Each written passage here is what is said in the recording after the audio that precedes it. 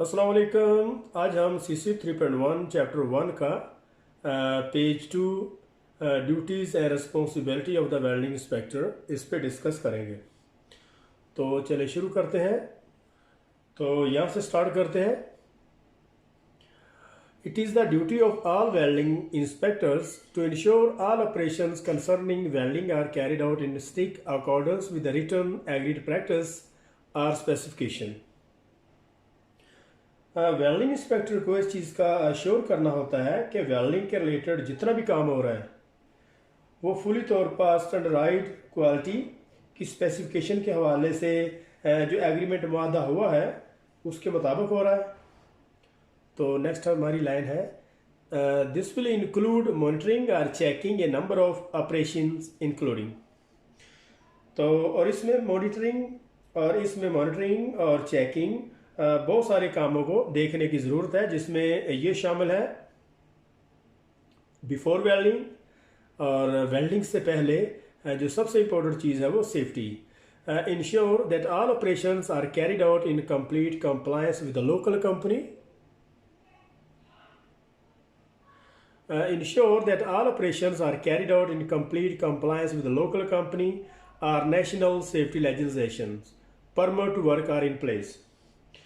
एक welding inspector को सबसे पहले जो सेफ्टी को इंश्योर करना होता है, ये इसकी रिस्पॉन्सिबिलिटी है कि वो इस चीज़ को यकीनी बनाए कि जो भी काम हो रहा है वो सेफ्टी के मुताबिक हो रहा है, और इसमें लोकल कंपनी और नेशनल सेफ्टी लेजिस्लेशन और इनके जो रूल्स कोड स्टैंडर्ड हैं जो काम करने की इजाज़त देते हैं तो क्या इनके मुताबिक हो रहा है।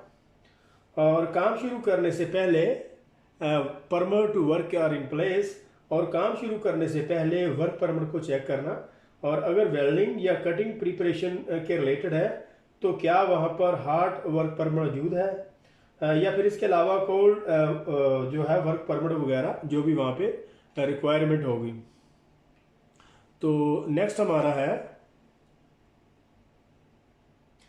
डॉक्यूमेंटेशन।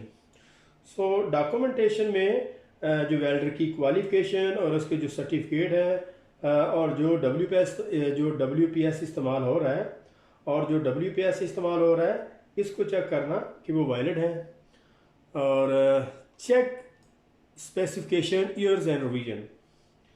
तो और इसके बाद ड्राइंग को चेक करना कि इसकी रिवीजन हुई है। और नेक्स्ट हमारा है ये लाइन हम शुरू कर रहे हैं, check welding procedure specification and welder approval. और वेल्डिंग प्रोसीजर की जो स्पेसिफिकेशन है और वेल्डर अप्रूवल को चेक करना। तो नेक्स्ट हमारा है validate certificates of calibrations welding equipment and inspection instrument. और इसके अलावा वेल्डिंग इक्विपमेंट जैसे वेल्डिंग मशीन है, वेल्डिंग ग्राइंडर वगैरह, तो इनकी जो कैलिब्रेशन चेक करना, और इंस्पेक्शन के रिलेटेड जितने भी इंस्ट्रूमेंट हैं इनकी कैलिब्रेशन के जो सर्टिफिकेट हैं इनको चेक करना कि वो वैलिड है। जो इंस्पेक्शन इंस्ट्रूमेंट के रिलेटेड जो है वो मिरर है, बोरोस्कोप है, तो इस तरह की गेजेस वगैरह, तो ये सारे के सारे इंस्ट्रूमेंट हैं, इनको चेक करना। तो नेक्स्ट हमारा है check material and consumable certification. और मटेरियल और कंज्यूमेबल के जो सर्टिफिकेट हैं इनको चेक करना कि वो क्लाइंट की रिक्वायरमेंट के मुताबिक करेक्ट है। और नेक्स्ट हमारा है वेल्डिंग प्रोसेस एंड एंसिलरी। और वेल्डिंग प्रोसेस की जितनी भी एंसिलरी है उसको चेक करना, जैसे check welding equipment and all related ancillary, cable, regulator, oven, cure वगैरह। तो वेल्डिंग के प्रोसेस की जितनी भी एंसिलरी है जैसे केबल है, इसको चेक करना कि कहीं उसकी इंसुलेशन वगैरह डैमेज तो नहीं है। और इसके अलावा रेगुलेटर है, रेगुलेटर का जो फ्लो मीटर है उसको जो है चेक करना। उसके बाद ओवन, क्यूवर, और ये जो ओवन क्यूवर वगैरह हैं इनको चेक करना कि इनकी जो टेम्परेचर है ये करेक्ट बता रहे हैं। इनकमिंग कंज्यूमेबल, और जो हमारे पास कंज्यूमेबल है उसको चेक करना कि check pipe, plate and welding consumables for the size, condition, specification and storage.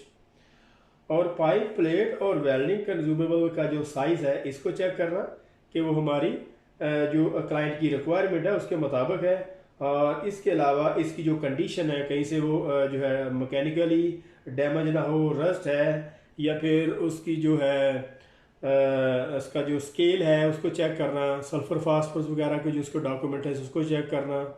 और उसके बाद स्पेसिफिकेशन है, जैसे कि मेटल कौन सा है, वो ऑस्टेनाइटिक है, फेराइटिक है।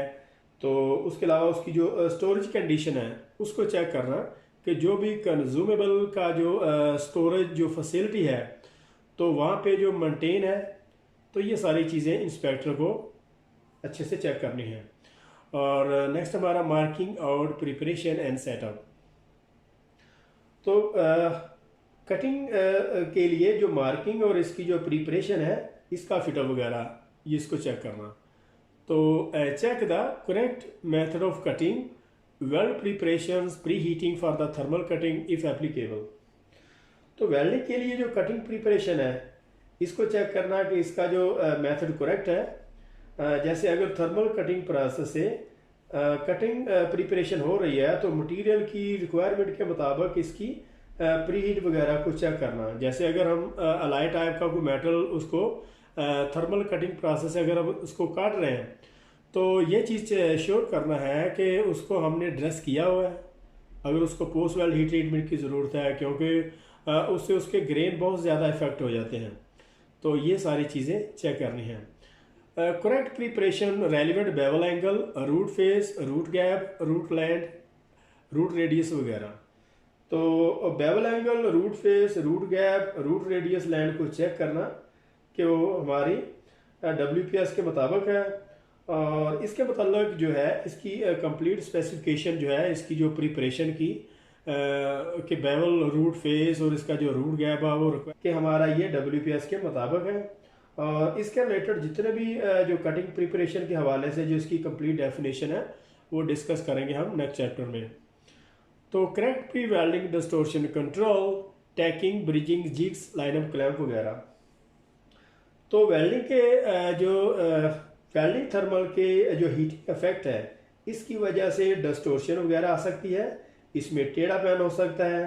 तो उससे बचाने के लिए करेक्ट मेथड क्या इस्तेमाल किया है, जैसे अटैकिंग है, ब्रिजिंग, लाइनअप, क्रैम्प वगैरह।